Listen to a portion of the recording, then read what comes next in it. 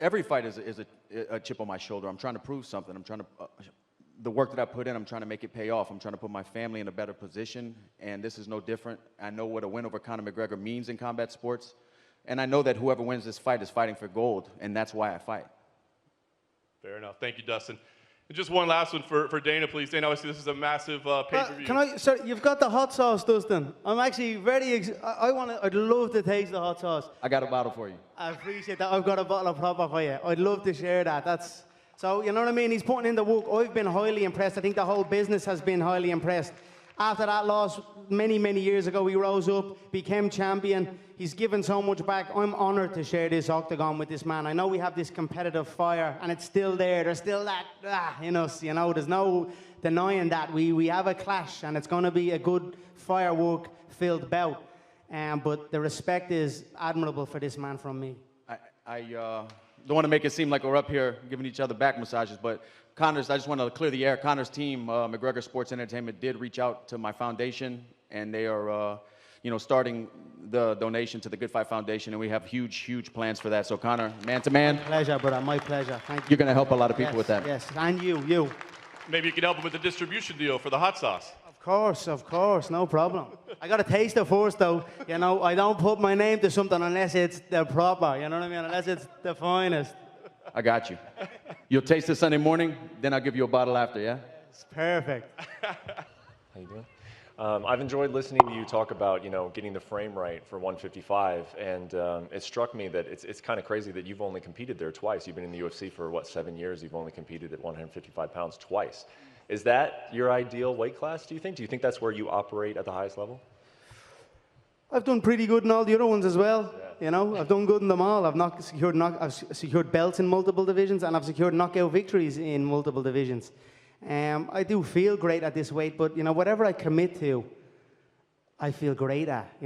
When I do the welterweight bouts, I feel great. I feel strong and big. I still feel this now. You know what I mean? I feel fast also. So I'm excited to get in and showcase it.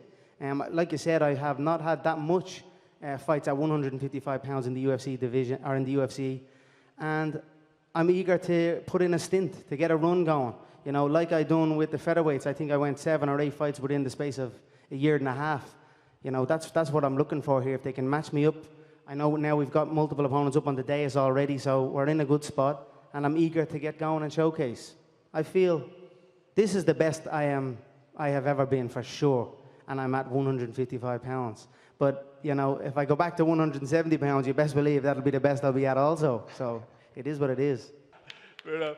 Dane, I just want to ask you, like I said, this is a huge pay-per-view event to kick off the year. You kind of stirred the pot a little bit with the piracy, the online streamers. They want to come after you and give this thing away. So, any regret in kind of maybe stirring the pot a little bit? I'm glad you asked me about that, because we got one.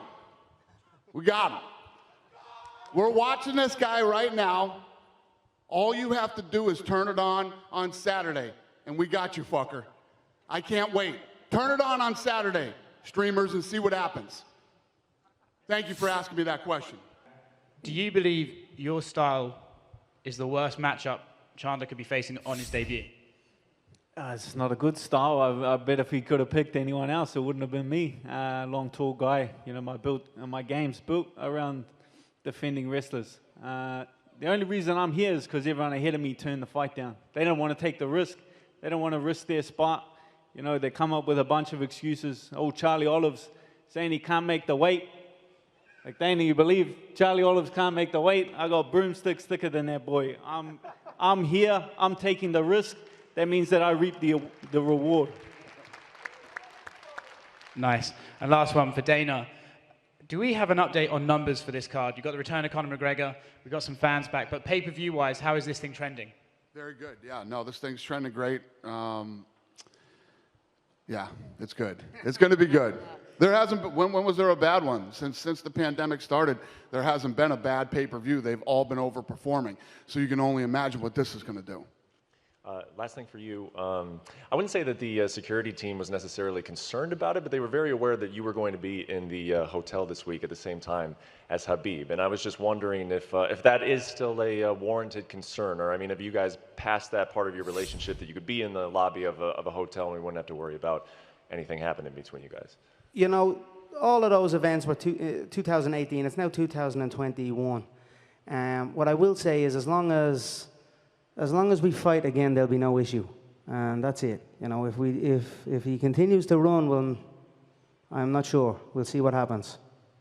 The amazing thing about this sport is we've seen the fighters grow in front of us, and like Conor McGregor and Dustin, they're different fighters since they started over here. We know the motivation behind Dustin's fight against Conor McGregor is to beat Conor McGregor and to become the champion within 1 year. But you, Conor McGregor, you fought Jose Aldo and you elevated the standard, and then you fought Eddie Alvarez and you became the double champ, and then you're fighting, you're just elevating standards each time. So beating Donald Cerrone last year, and now you're fighting with Dustin Poirier. What's your motive after this, after 7-8 years of competing in the UFC? I feel like I'm only starting, man. Everyone kind of wants to, hey, Conor, you've done it all. You're so rich. You're richer than Dana over here. What are you doing here? I'm like, am I not allowed here? I want to be here. I want to perform for the fans. I'm a young man. I've got many highlights. You know, but all the money, all the belts, everything, that comes and that goes. You know what lives on? Highlights, a fighter's highlights. You look at Roy Jones Jr.'s highlights, Mike Tyson's highlights. I still look at them today, Ali's highlights. I want my highlight reel to be like a movie. You know what I mean? So that's what I'm after. I'm looking to get in and perform and put on amazing highlights that I can sit as an old man with my son and just watch back and just enjoy life. You know what I'll be drinking? A nice proper 12 by the fire in the Emerald Isle of Ireland, and this is it, man. I'm just loving my life. Please don't be trying to get rid of me, guys. I love it here, man. I helped build this. I helped do this. I'm here, and I love it, and, man, I have plenty of motivation. You know what I mean? Dustin's a hell of a competitor. What does the champ do? He does it twice.